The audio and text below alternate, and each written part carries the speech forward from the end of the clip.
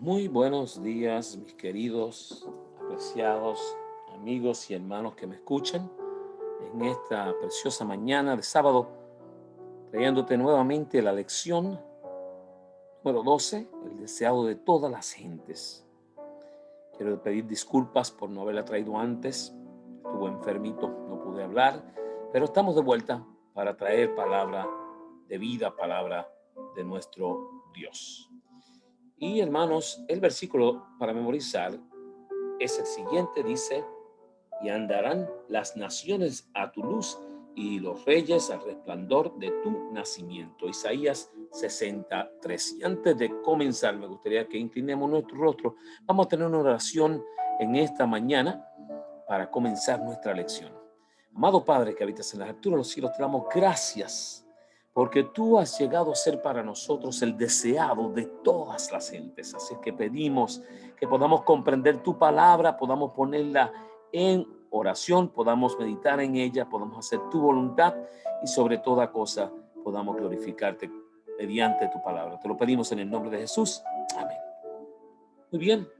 Y mis hermanos, dice que debemos aprender en la escuela de Cristo. Solo su justicia puede darnos derecho a las bendiciones del pacto de gracia. Durante mucho tiempo hemos anhelado y procurado obtener esas bendiciones, pero no las hemos recibido porque hemos fomentado la idea de que podríamos hacer algo para llegar a ser dignos de ella. No hemos dejado de mirarnos a nosotros mismos, ni hemos creído que Jesús es nuestro Salvador viviente. No debemos creer que somos salvos por nuestra propia gracia y por nuestros méritos. La gracia de Cristo es nuestra única esperanza de salvación.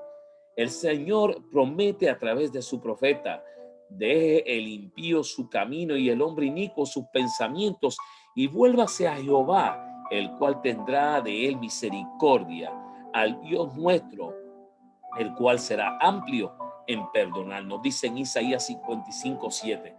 Debemos creer en la promesa en sí y no aceptar un sentimiento como si fuera fe. Como confiaremos plenamente en Dios cuando descansamos sobre los méritos de Jesús como el Salvador que perdona los pecados, recibiremos toda la ayuda que anhelamos. Y esto nos lo dice allá en Patriarcas y Profetas. Así es que esta semana vamos a estar analizando, mi hermano, qué es lo que nos quiere hablar nuestro Dios. Y fíjese, dice que los capítulos 59 al 61 de Isaías nos hablan de la tendencia humana al pecado y sus consecuencias. Hermano, tú y yo estamos todo el tiempo con esta tendencia de querer pecar, de seguir fallándole a Dios. También nos habla de la tendencia divina al perdón y el del plan de salvación. Igualmente nos presentan el llamamiento universal al arrepentimiento, tanto por parte de Dios como de su pueblo, y las consecuencias de rechazarlo. Y vamos a ver esta semana dos puntos: la salvación personal y la salvación universal, y entre ellos los puntos: la naturaleza del pecado en Isaías 59, 1 al 15, el ofrecimiento del perdón en Isaías 59, 16 al 21, y la obra de los redimidos en Isaías 60. También vamos a estar hablando del año de la buena voluntad en Isaías 61, 1 al 3, y el día de venganza. Así es que, mi hermano y amigo que me escuchas, estos son los puntos que vamos a estar hablando en esta preciosa mañana, ¿verdad? Muy bien, también comenzamos por allí con la naturaleza del pecado. Dice: pero vuestras iniquidades han hecho división entre vosotros, y vuestro Dios y vuestros pecados han hecho ocultar de vosotros su rostro para no oír. En Isaías 59, 2. Qué claro es ese texto. Dice que vuestras iniquidades han hecho división entre vosotros y Dios. Mi hermano, el pecado nos divide, el pecado nos separa de Dios, el pecado nos aleja de esa comunión especial con Dios. Y vuestro pecado hacen ocultar de vosotros el rostro para no oír. Dice: ante la pregunta ¿por qué no hiciste caso y no te diste por entendido? En Isaías 58:3 Dios responde: no se ha cortado la mano de Jehová para salvar, ni se ha agravado su oído para oír. en Isaías 59:1. Qué maravilloso es nuestro Dios. Dice que a continuación, en el versículo 2, aclara que el problema no está en Dios, sino en el hombre. El pecado crea una separación entre Dios y el hombre.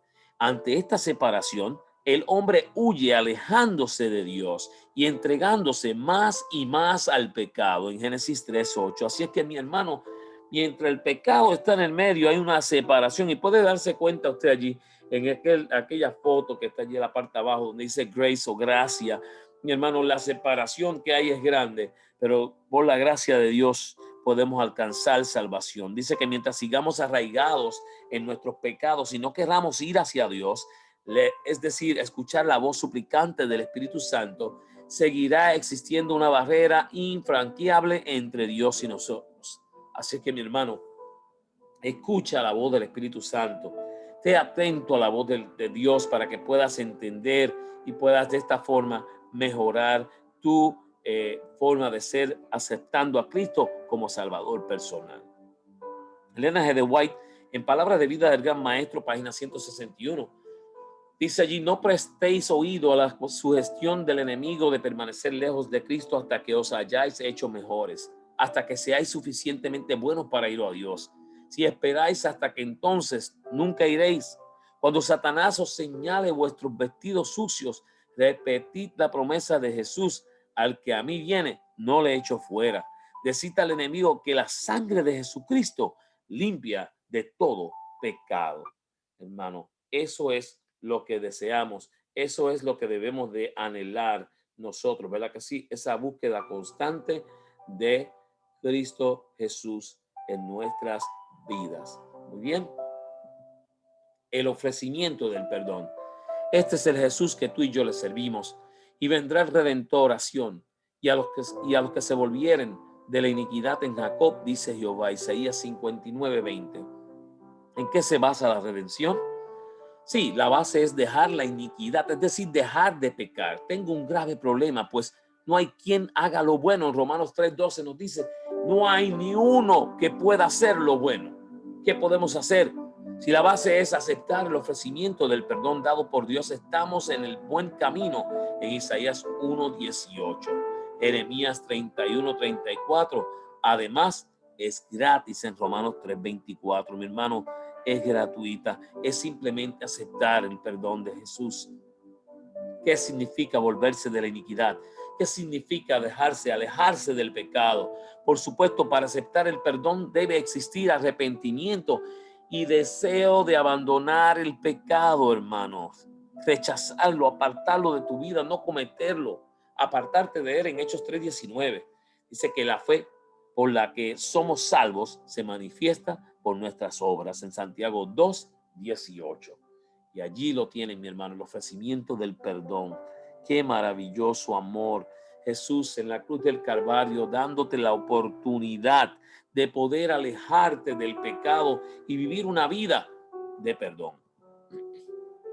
Mensajes Selectos, tomo 1, página 465. La gracia es un favor inmerecido y el creyente es justificado sin ningún mérito de su parte, sin ningún derecho que presentar ante Dios. Es justificado mediante la redención que es en Cristo Jesús. Gloria a nuestro Dios, quien está en las cortes del cielo como el sustituto y la garantía del pecador. La fe obra por el amor y purifica el alma. La fe brota, florece y da una cosecha de precioso fruto. Donde está la fe, aparecen las buenas obras.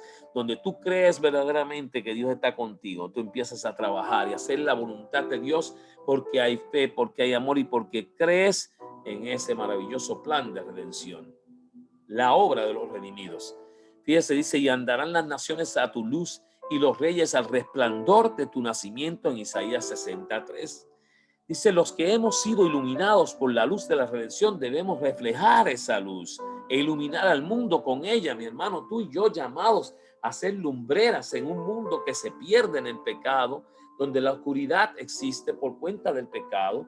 Tú y yo estamos llamados a llevar esa luz.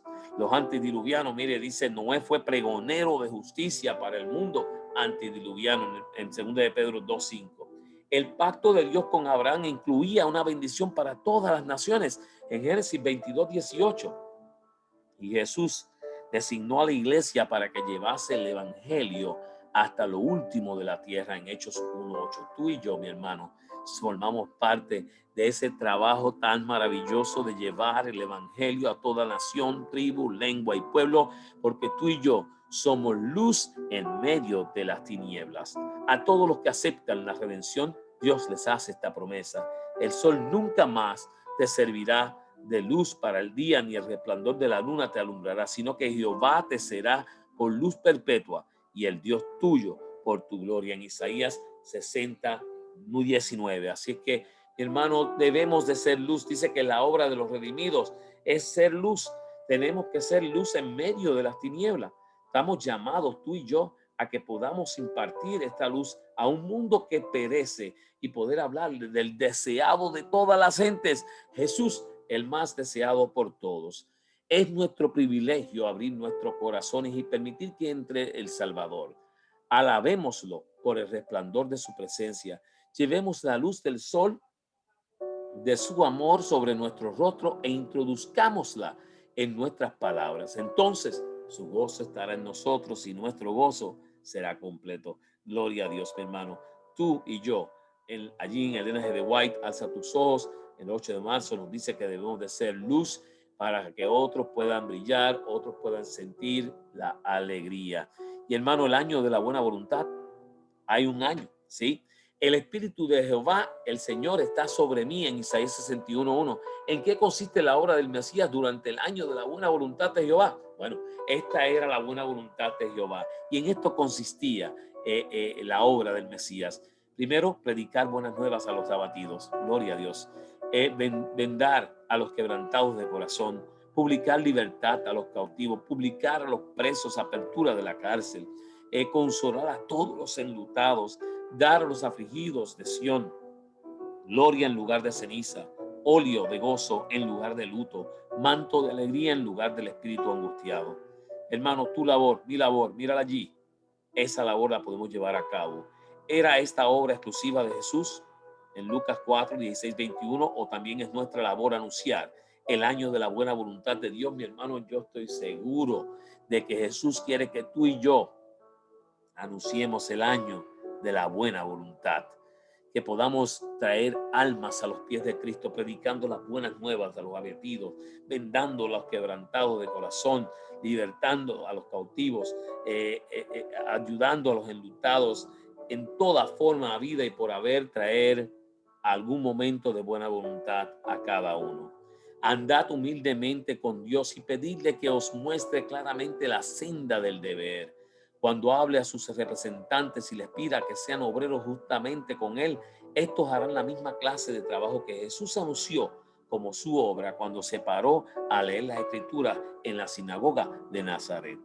Allí en Testimonios para la Iglesia, tomo 9, página 662, libro de Elena G. de White.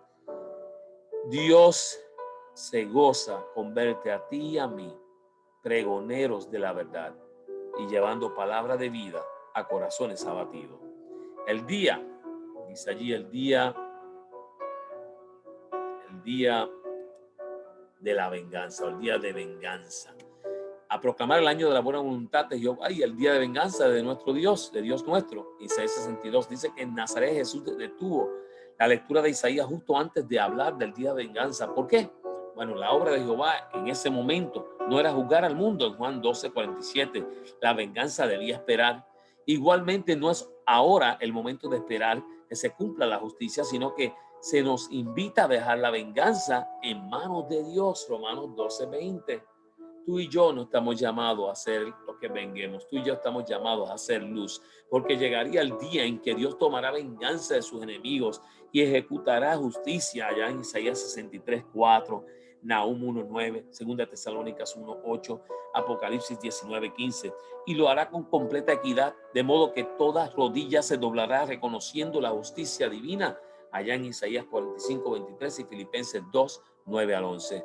¿Estás listo para el día de la venganza, mi hermano? Ese día donde tú y yo no tendremos que levantar un dedo, porque Jesús mismo, con voz de mando, con voz de arcángel, con trompeta de Dios, descenderá y Él será el que va a decir y va a hacer esa venganza.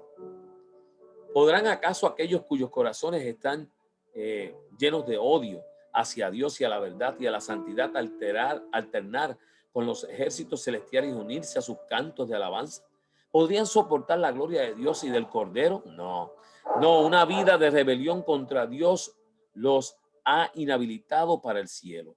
La pureza, la santidad y la paz que reinan allí serán para ellos un tormento. La suerte de los malos queda determinada por la propia elección de ellos. Su exclusión del cielo es un acto de su propia voluntad y un acto de justicia y misericordia por parte de Dios. Así es que, mi hermano, esto lo dice en el Conflicto de los Siglos, página 531, ¿verdad? Así es que en cada momento, en cada minuto que podamos nosotros hacer eso posible, se nos llama a que nosotros podamos también reflejar en Jesús. Jesús estaba delante de la gente como exponente vivo de las profecías concerniente al mismo, aplicando las palabras que había leído. Habló del Mesías como del que había de aliviar a los oprimidos, libertar a los cautivos, sanar a los afligidos, devolver la vista a los ciegos y revelar al mundo de la luz de la verdad. Su actitud impresionante y el maravilloso significado de sus palabras conmovieron a los oyentes con el poder que nunca antes habían sentido.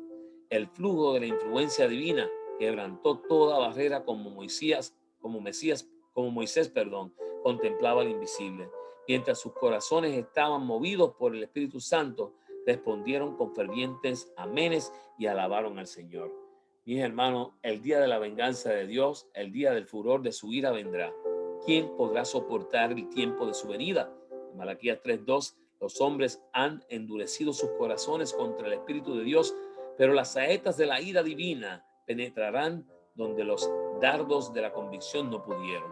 Muy pronto Dios se levantará para ocuparse del pecador, el falso pastor. Protegerá al transgresor en aquel día. ¿Hallará excusa el que se unió a la multitud en la senda de desobediencia, la polaridad o la riqueza? ¿Harán inocente a alguien? Estas son las preguntas que los negligentes e indiferentes deberían meditar y responder. Mi hermano, el deseado de toda la gente es el único que tú y yo debemos de anhelar, buscar, de tener, de encontrar, de vivir para poder nosotros seguir glorificando y alabando el nombre de nuestro Dios. Yo te invito en este momento a que inclines tu rostro. Ahí donde estás vamos a tener una palabra de oración.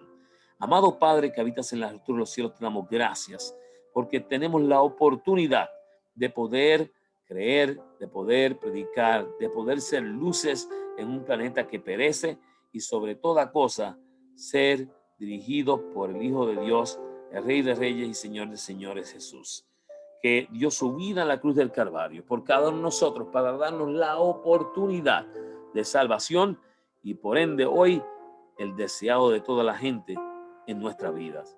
Quédate con nosotros, quédate con cada uno de mis amigos, oyentes, toca sus corazones si te necesitan para que puedan conocerte más profundamente. Te lo pedimos en el nombre de tu Hijo amado Jesús. Amén. Amén. Mi hermano, Dios te bendiga, Dios te guarde. Comparte esta lección con aquellos que todavía no han podido escucharla. Es tremenda lección, así es que Dios les guarde, Dios les bendiga.